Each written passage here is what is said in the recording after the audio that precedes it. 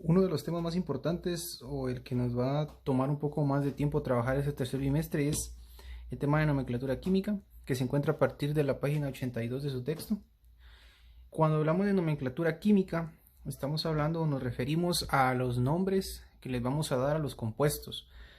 Recordamos que compuestos son los grupos de dos o más elementos que tienen ciertas características. Por ejemplo, el H2O, que es hidrógeno y oxígeno que compone el agua, el NaCl, que es cloruro de sodio, que es la sal común, en fin.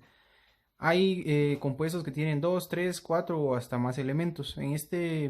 Para principiar, vamos a empezar viendo lo que son compuestos binarios, que son los compuestos que están formados por dos elementos. Al hablar de nomenclatura química, vamos a ver que hay tres formas en que podemos nombrar estos compuestos, por lo regular. Estos tres métodos les vamos a denominar al primero método Stock, al segundo método estequiométrico y al tercero que vamos a trabajar método funcional. Estos son los tres métodos o formas en que vamos a nombrar los diferentes compuestos. Acá tenemos un ejemplo hacia grandes rasgos, ya vamos a entrar a ver uno por uno, que es un compuesto formado por potasio y oxígeno. En este caso acá está representado cómo se nombrarían en cada método. El método Stock se caracteriza por utilizar números romanos dentro de paréntesis y se nombra como, por ejemplo, en este caso, óxido de potasio 1. En el caso del método estequiométrico, la característica, como podemos ver acá, es que utiliza antes de las palabras ciertos prefijos, dependiendo cuántos átomos tenga. Entonces, en este caso se nombraría como monóxido de bipotasio. Al referirnos al método estequiométrico. Y el método funcional utiliza también prefijos, o sea, antes, y también a veces utiliza sufijos, o sea, agregados al final de las palabras. En este caso se denominaría este compuesto como óxido potásico en el método funcional. Ya vamos a ver detenidamente de qué se trata cada uno de ellos. Antes de entrar específicamente al primer método, que es el método Stock, que vamos a trabajar en este mismo video, hay que aclarar algunos aspectos. En primer lugar, eh, vamos a determinar de dónde salen cada uno de estos números que ustedes ven en los compuestos. Acá hay otros ejemplos. Y si vemos, después de cada elemento aparecen algunos números que representan números de oxidación o números de valencia. Entonces, estos números de oxidación o valencia los vamos a encontrar en la tabla periódica. Y en este caso los vamos a encontrar los primeros datos en la columna del lado izquierdo, los que están denominados como estados de oxidaciones.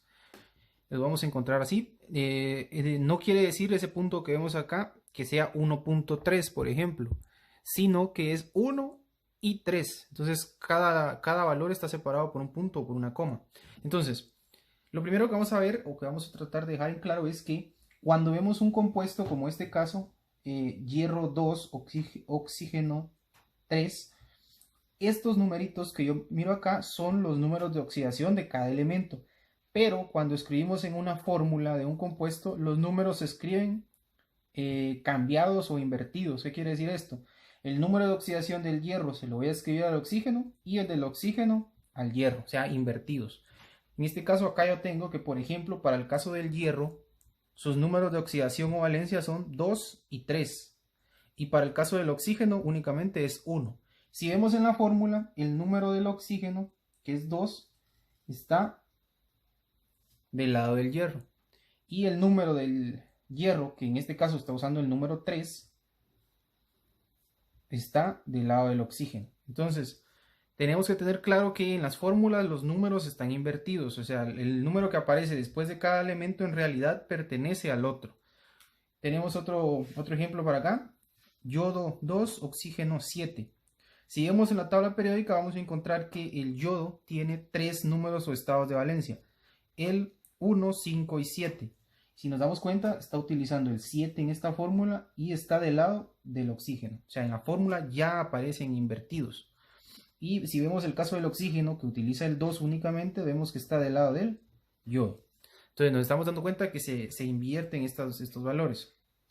En todas las fórmulas va a ser de esta forma. Entonces es adecuado que lo tengamos en cuenta para que después sepamos de dónde salen los números y por qué. Si, por ejemplo, si yo me voy a buscar en la tabla periódica este número en el oxígeno no lo voy a encontrar porque el oxígeno únicamente tiene el 2. Entonces, aclaro para que no hayan confusiones más adelante en los ejercicios que hagamos. Ahora, otra cuestión que vamos a dejar claro es que los elementos pueden tener diferentes números de oxidación. Pueden tener 1, 2, 3, 4 o hasta 5 a veces números de oxidación. Acá tengo algunos ejemplos. Entonces, otra cuestión que vamos a dejar claro es que hay elementos que cuando vamos a buscar en su cuadrito o en el del elemento, vamos a ver que están como el caso del cloro. Si vemos el caso del cloro, vamos a encontrar que los números de oxidación que van a aparecer son menos 1, 1, 3, 5 y 7. Entonces yo si lo veo puedo decir, bueno, el cloro tiene 5 números de oxidación, pero no es así. Al trabajar con fórmulas únicamente vamos a utilizar valores absolutos. ¿Eso qué quiere decir? Que si en un mismo elemento yo veo el menos 1 y el 1, me va a contar como únicamente 1. Entonces en realidad no tiene 5 números de oxidación, sino que tiene 4, que serían solo valores absolutos, o sea, en positivo 1, 3, 5 y 7. Entonces el cloro tendría 4 números de oxidación. Si vemos el caso del fósforo, lo mismo. Vemos que hay menos 3 y 3. Entonces estos dos los cuento como 1. Entonces en total tendría 1, 2, 3 números de oxidación, que serían 3, 4 y 5. Y el caso del azufre, que es el último ejemplo que tengo acá, menos 2, 2, 4 y 6, lo mismo.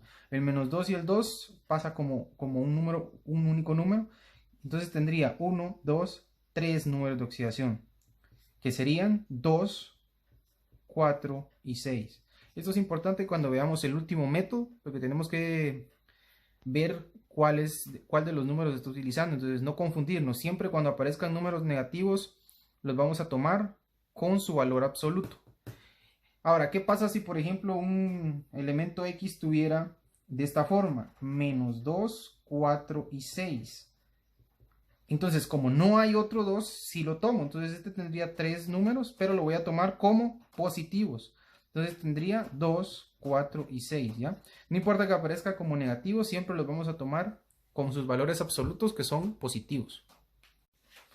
Muy bien, luego de haber aclarado algunos aspectos importantes antes de entrar a trabajar el primer método o la primera forma de darle nombre a los compuestos, vamos a trabajar el primer grupo de elementos.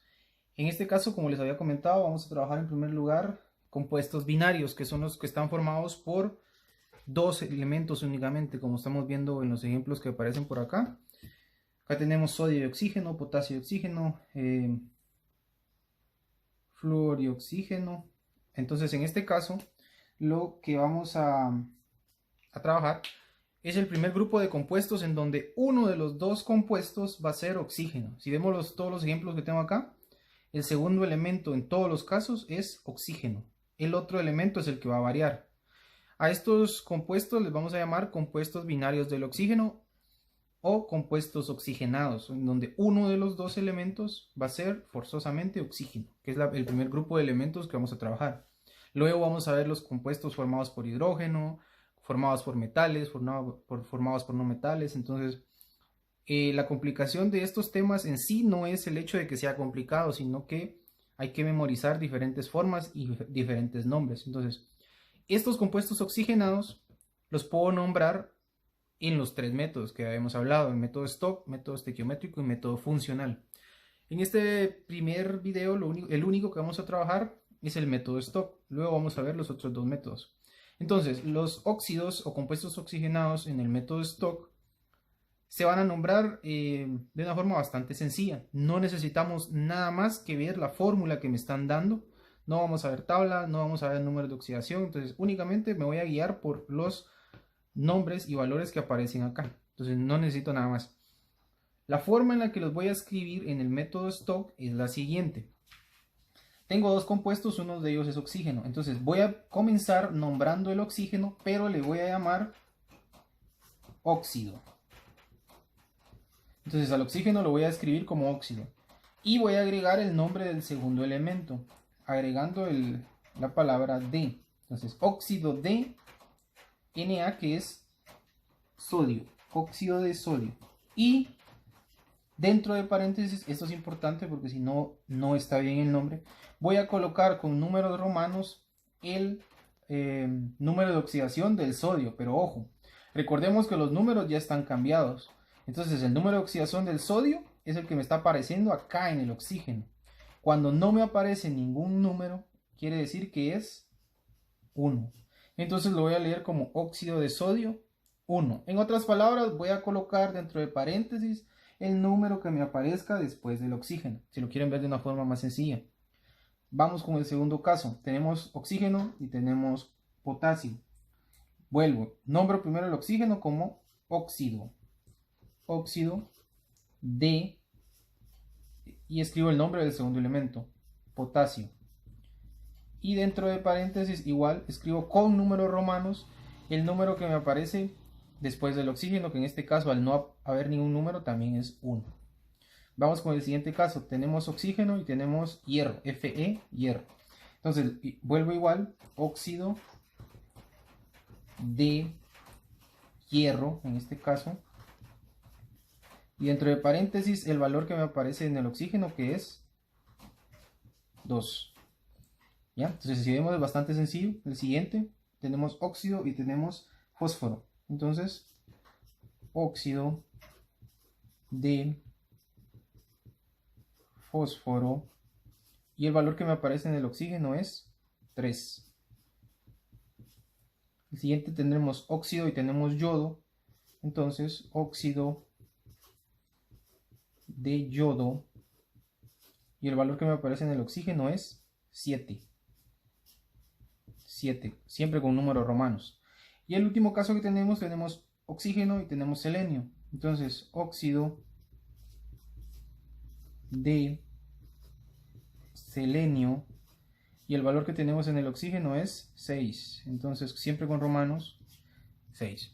Entonces, esta sería la forma de trabajar en el primer método, que es el método de Stock. Los elementos oxigenados, que son los que tienen oxígeno en uno de los dos elementos, como vemos acá.